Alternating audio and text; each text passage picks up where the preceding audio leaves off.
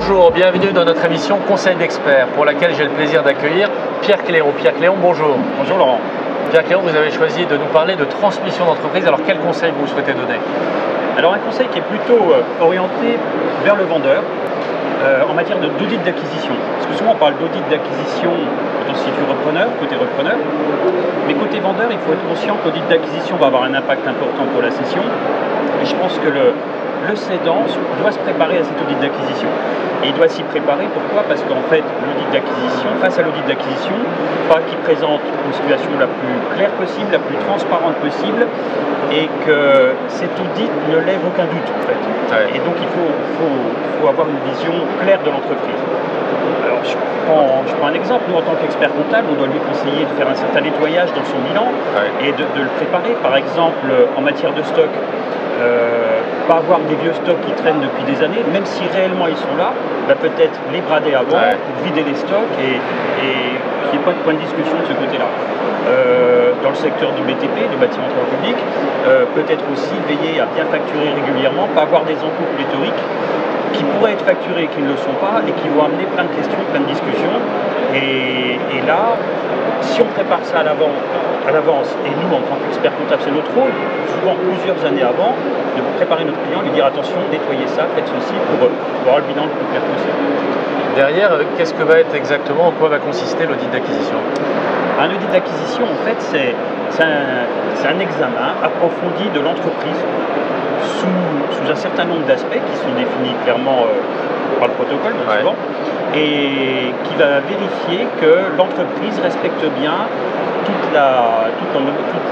tous les points qui ont été listés et que notamment ces comptes correspondent à la réalité, mais pas uniquement les comptes. Il y a d'autres choses, par exemple, on peut faire un audit en matière environnementale. Est-ce que l'entreprise respecte toutes les normes environnementales, ce qui est hyper important aujourd'hui. Alors, quand est-ce qu'on procède à cet audit et puis qui en est l'auteur? Alors en fait, cet audit, il intervient en général entre la date de cession du protocole de cession et la date de l'acte définitif. Et pendant cette période-là, il se passe un certain nombre de choses, et notamment cet audit d'acquisition. Et qui est-ce qu'on est d'auteur? Bien souvent, alors cet audit, il est commandé par le repreneur, donc bien souvent sur les conseils du repreneur, c'est l'expert comptable. Mais ça peut être d'autres conseillers aussi. Je prenais l'exemple de l'audit environnemental, c'est des spécialistes en environnement. Alors, vous évoquez l'aspect environnement, on a évoqué l'aspect comptable. Est-ce qu'en matière sociale, il y a aussi un volet important? Oui, en matière sociale, il y a un volet important parce qu'en fait, dans une transmission, souvent, l'aspect social est une zone de risque importante.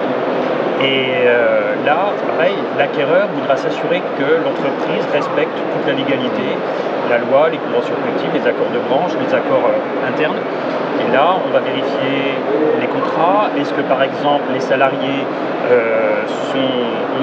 est-ce qu'on applique le bon coefficient aux salariés? Est-ce qu'on les rémunère est-ce que leur rémunération correspond à ce coefficient-là?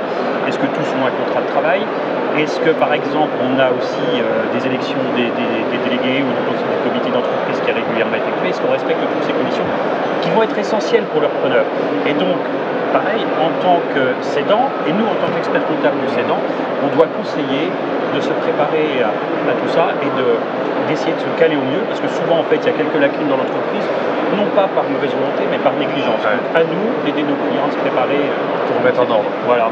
Et en matière sociale, il y a un point important aussi, c'est les engagements en matière d'indemnité de fin de carrière, ce qu'on appelle le passif social. Et là, on doit veiller en tant qu'expert comptable, pareil, que notre client mentionne à minima, il peut l'intégrer dans le bilan, dans les comptes, on le fait rarement, mais mentionne à minima les engagements qu'il a dans son annexe de bilan, pour pas que le repreneur puisse lui dire un jour, attendez, moi je n'étais pas au courant qu'il y avait un tel passif et vous auriez dû me le dire. Et là, c'est notre rôle d'expert comptable de prévenir le cédant et de le préparer à ça. Dernière question, la question qui fâche des fois, c'est combien ça coûte? Et qui supporte le coût de l'audit? Combien ça coûte? Ça dépend vraiment de l'étendue de l'audit.